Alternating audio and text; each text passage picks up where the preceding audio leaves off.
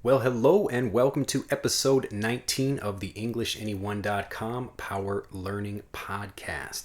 I'm Drew Badger, the co-founder of EnglishAnyone.com. I'm an author and an English speaking confidence expert, and in today's episode, I am answering your questions. Last night, I emailed all of my free Power Learning members and asked them what questions they would like to have answered about me or fluency or anything else they'd like to know.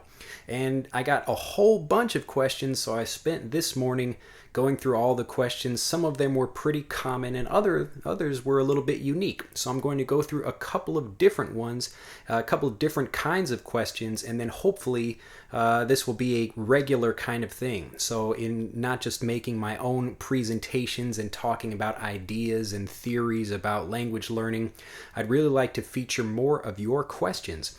So I'll make a note about this now. If there's anything I don't answer or there's other things that you'd like to know about, please comment down below if you're watching this on YouTube or if you're listening in iTunes, and you can also visit to download this podcast at EnglishAnyone.com. Again, this is episode 19.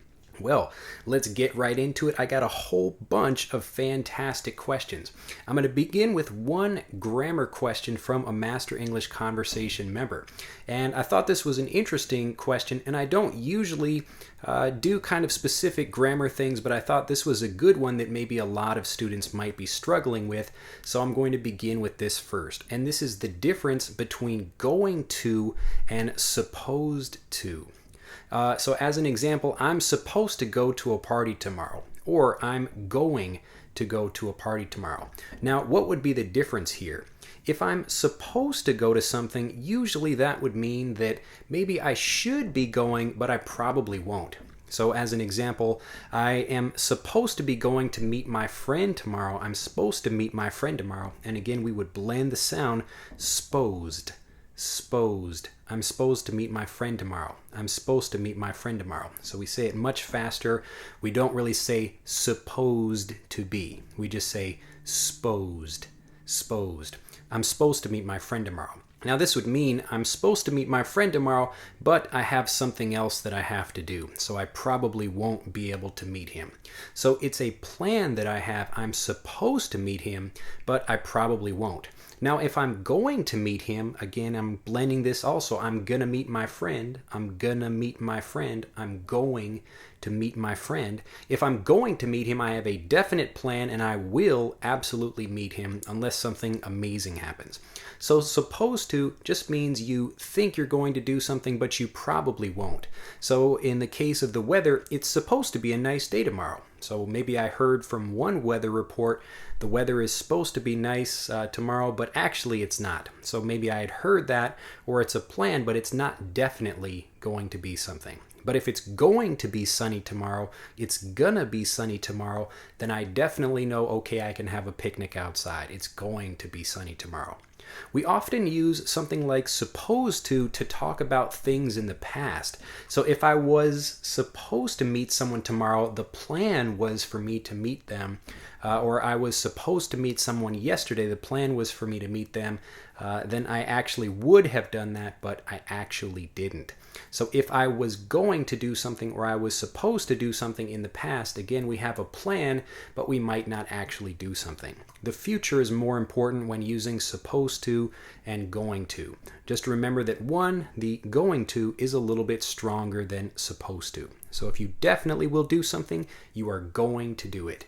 But if you are supposed to do something, maybe you should be doing it, like you're supposed to be taking out the trash tomorrow, but actually you don't really plan on doing that. So that's for Seiji, and that's the difference between going to and supposed to. So everyone, so not just Seiji, but everyone listening to this, anytime you learn something new, you want to activate that grammar or that word. You want to use that as soon as possible so you can get it into your brain.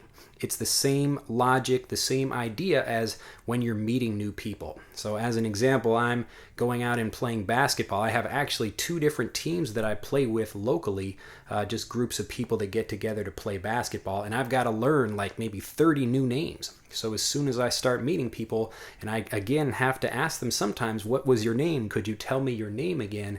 But it's important for me to start activating that name, to come up with a way to remember it using a mnemonic, as I talked about in the Power Learning video series, or I can just start using the name over and over again. But the point is to activate what you learn. Are you going to activate it? You are supposed to activate it, but you are going to activate it. You are definitely going to activate it. All right, we've got a whole bunch of more questions, so let's move on to the kind of bigger things about fluency in general.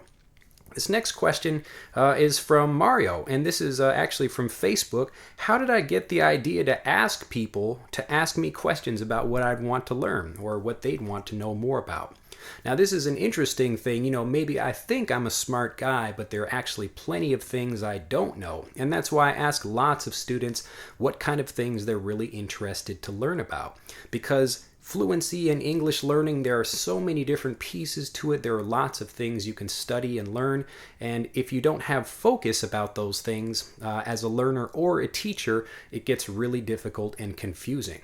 So I tend to I'm specifically focusing on usually kind of learning techniques and how to get fluent in English faster. So not just learning a specific grammar point or teaching you some words or phrases. I want to give you specific techniques that you can use to learn a whole bunch of phrases or words or grammar really quickly. So that's, Mario, why I decided to ask people, and I will continue to do that. So it helps me focus my lessons and helps me decide what things I'll create lessons about, or even to talk about in something like a podcast episode just like this. This next question comes from Tigiste, and hopefully I'm pronouncing that name properly. Now, this question is a really interesting one, and it's something that affects lots of learners all over the world. And this is the problem of having some thing that you want to say, but when you go to say it, it just doesn't come out properly. So how do you remember something, or how can you actually make the words come out? Because you can kind of know what they are in your head, but as soon as you're saying them, you have to sometimes they just kind of disappear, or you get stuck, or you just can't find those specific words. Now, this could be a problem of confidence. It could be a problem of memory. It could be a problem of just kind of training in general. But what I always recommend students in this case is that you have to train yourself over and over again to be automatic. And when you are learning something, it's just like training for a martial art. And in this case, you would be practicing one punch over and over and over again. And really the same thing I tell most learners, and really the same thing that I practice for myself, is that I would much rather know fewer words, but actually be able to use them automatically when I speak. So sometimes I don't mind telling people, oh, could you tell me what that word means? Or I've never heard that before. I don't know what that is. Could you explain it to me? And if you are kind and nice about it, people are usually happy to explain something to you. But the few grammar tenses or something like that, when I was first beginning to learn Japanese, these are the things that I really wanted to master. So instead of trying to learn a whole bunch of information but not use it properly and not use it automatically in conversations, I really wanted to have something, a kind of toolkit. So I wanted to have one grammar point that I really know how to use, like the past, like the simple past. And then I really master that, and I practice that over and over again until it becomes automatic.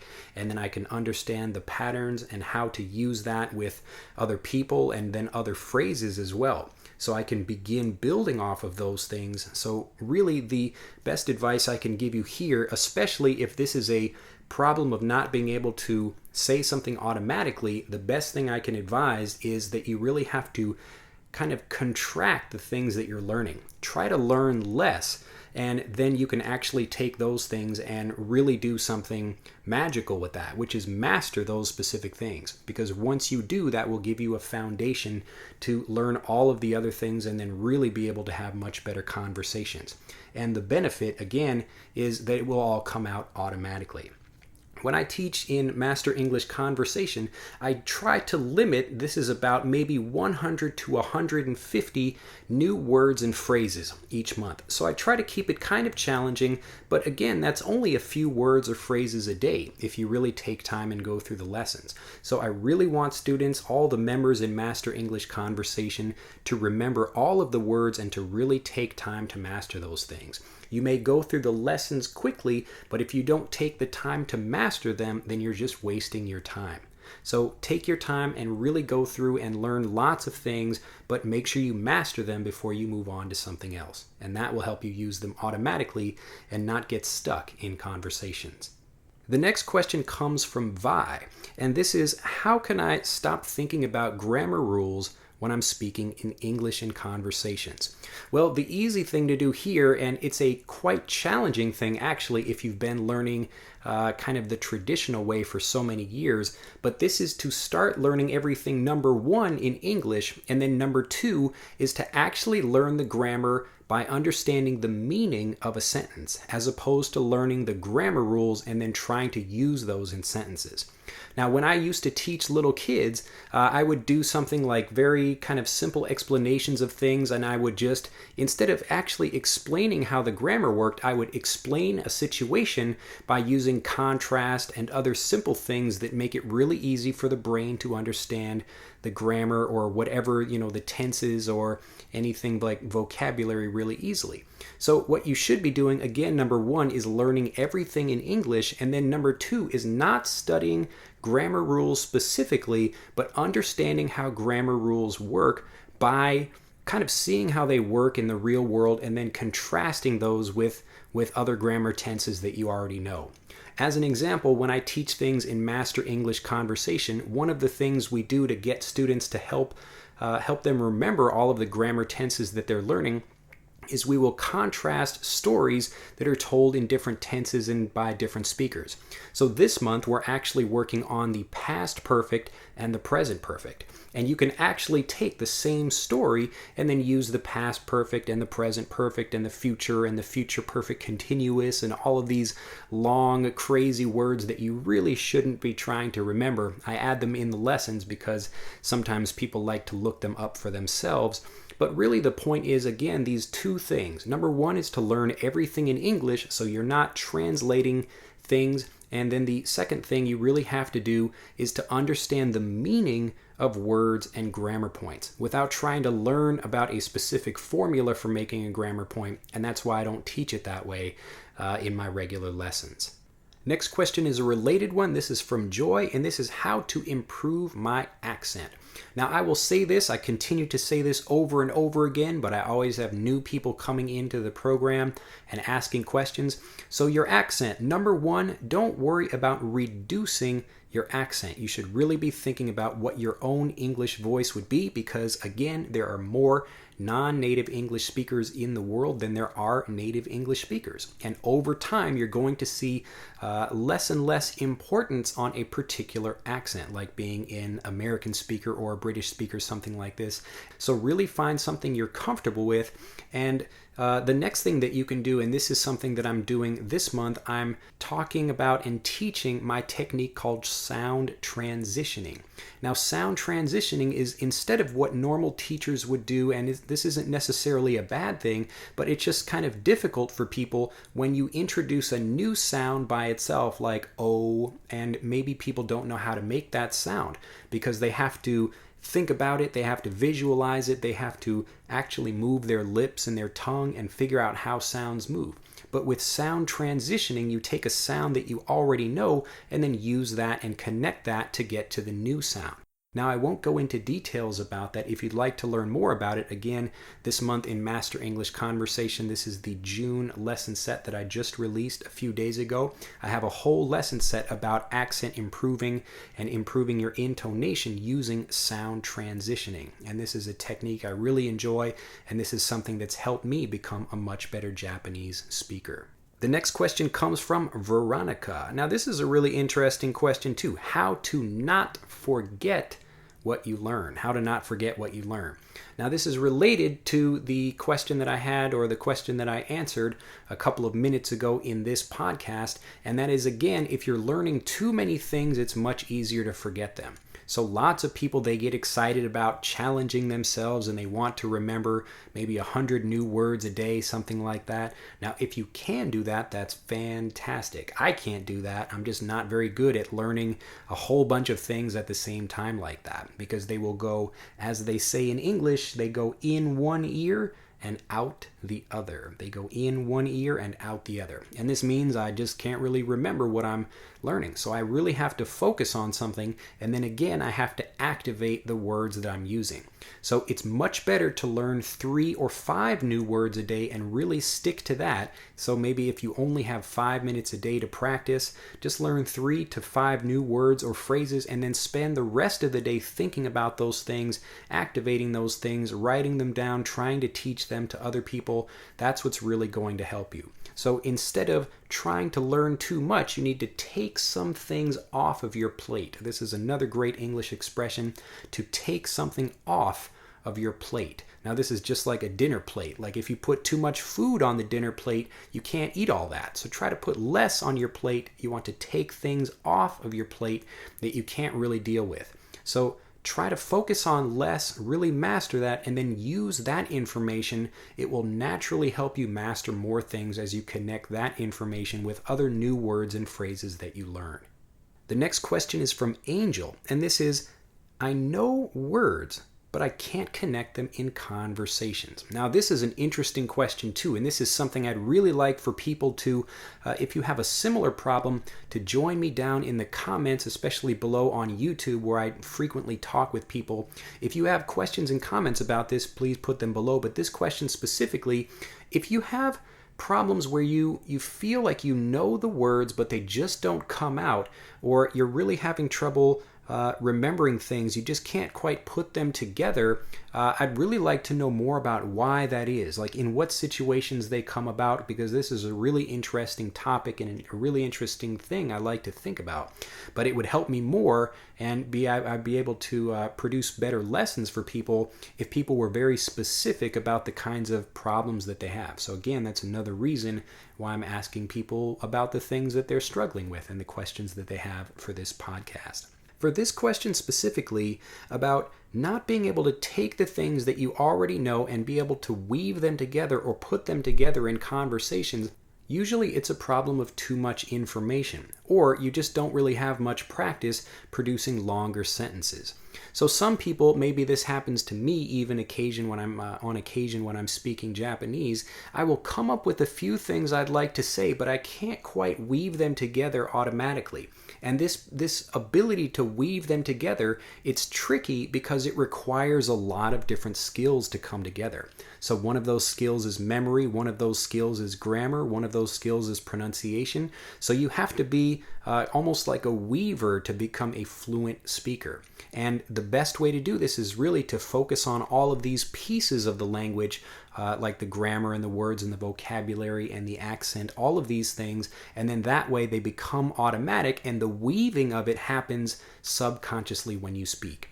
Right now, I'm kind of thinking about what I want to say, and I'm a fluent English speaker, so words come out pretty easily. But really what I'm doing is taking ideas that I have and subconsciously weaving them together from all of the previous examples of things that I've heard in movies. And so when you hear people speaking about things, sometimes they're taken from movie quotes or just other phrases that they learned or heard speaking with people. It could have been maybe from a college class or a TV show, all of these things. And these little bits of information, the more you use them and the more you master these things, that's kind of the secret ingredient to really being able to have great conversations where you can weave things together without thinking about them.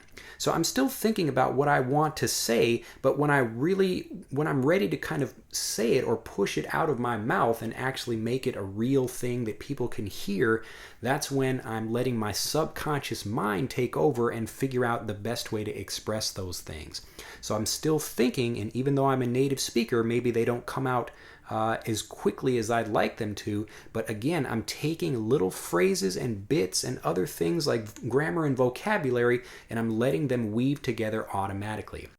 So the best way to let all that happen, to actually have things come out, to not get stuck when you speak, is to really practice all of these individual things, and it takes time, and it's one of those things, and it can be quite tricky for people. Another question I actually got was, what's the percentage of people actually that people get fluent? So people that are maybe learning in a program like mine or like any other language learning program you could use.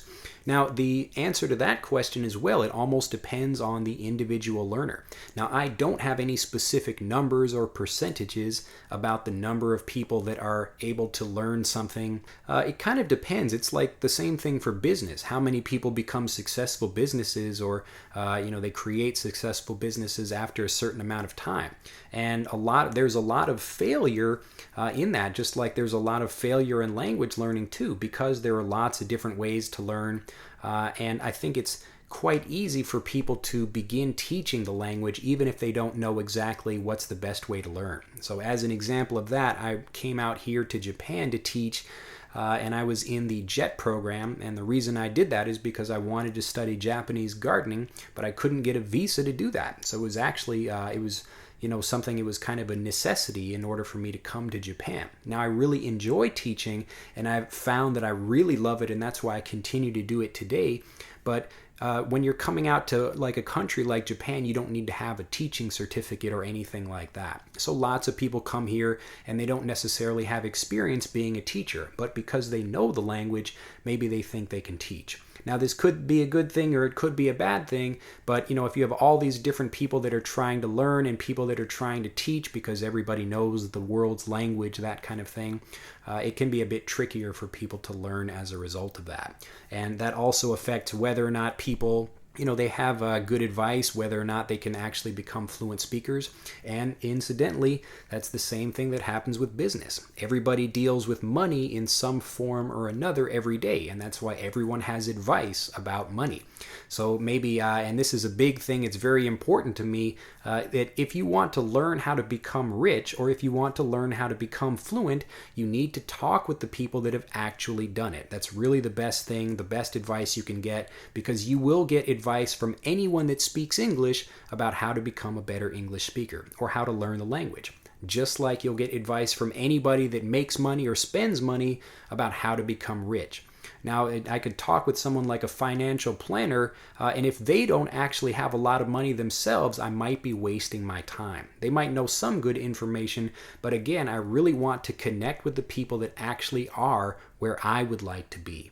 So if you're thinking about that and you can actually find people that know what they're doing, you can really improve your chances of becoming fluent and increase the speed at which you get fluent. But you just have to be careful about who you learn with and what the kind of systems are and how those systems were developed.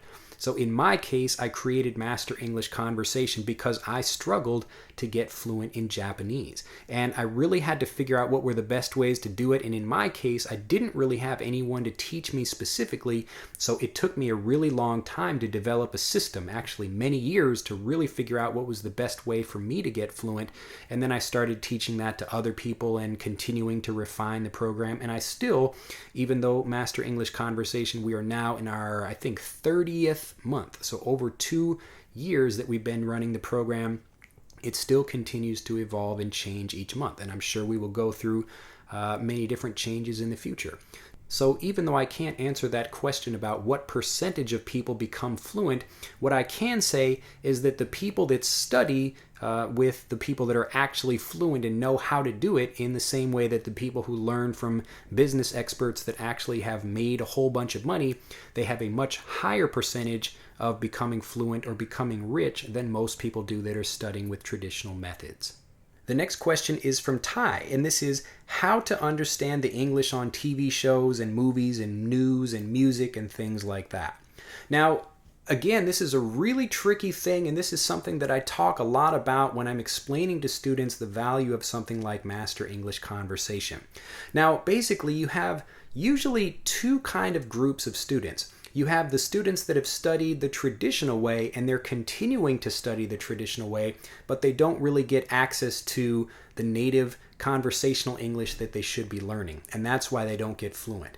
And then you have the other group of students that are trying to watch movies and things like that, but they really struggle and they find it difficult to get fluent because there's just too much information at the same time, too many idioms, too many phrases, too many other things. And if you really don't have someone to guide you through it, someone to show you what all of these things mean, it really can just be very frustrating for you.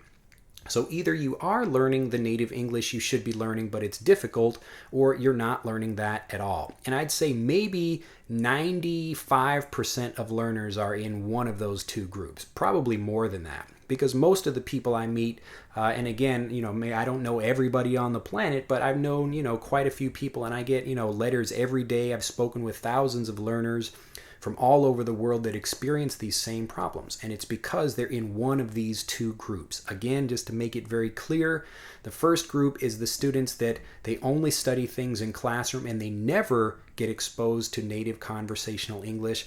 And the other group is the students that do kind of learn by themselves and get exposed to native conversational English, but they never learn it and they never really master it because it's like opening up like a fire hose and it's all spraying out and shooting at you at the same time. So it's impossible to give your brain enough time and space and understanding that it can really figure out what it is you're studying.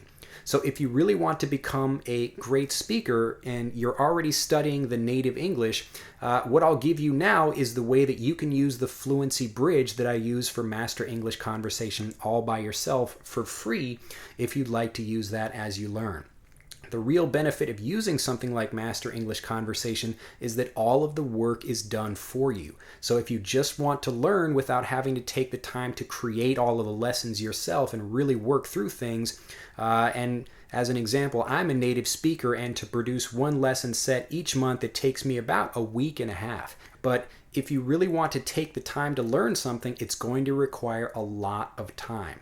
So you have to make a choice. Either you are going to use the time that you have and really try to use the Fluency Bridge method to learn the native conversational English, or you can benefit from something like Master English Conversation that's already done for you each month, and then you can actually use that to learn much faster. So if you are not using the Master English Conversation lessons, but you still want to use the Fluency Bridge, here's how it works. Basically, you have to take native conversational English. It could be a movie, a TV show, something like that. But I recommend you start small. Whatever you use, you should take maybe 5 minutes maximum of something. You could take something like a movie trailer or a TV commercial even, or anything that's quite short.